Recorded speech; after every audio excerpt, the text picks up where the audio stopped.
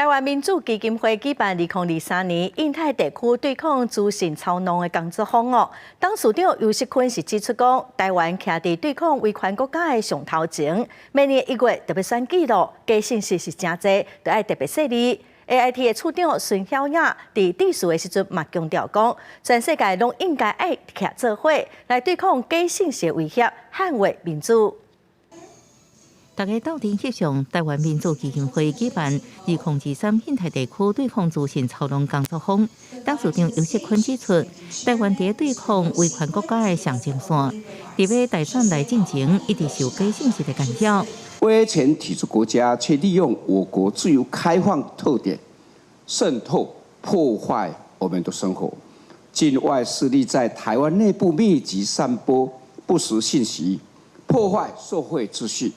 知识干扰政局，企图影响我国民主选举的结果。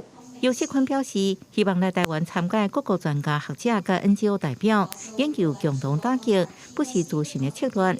AIT 处长孙晓雅也致辞强调，美国和台湾徛做伙，斗阵对抗资讯战的威胁，捍卫民主。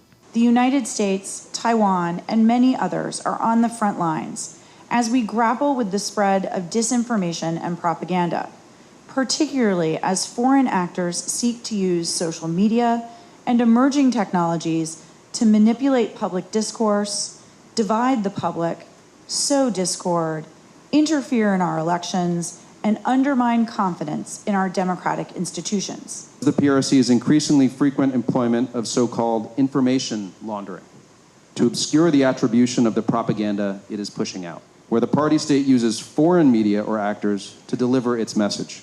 美国智库大西洋理事会学者苏尔曼受邀发表主题演讲，伊认为中共为成立开始就正熟悉如何进行资讯操弄，全世界都应该继续关注。记者综合报道。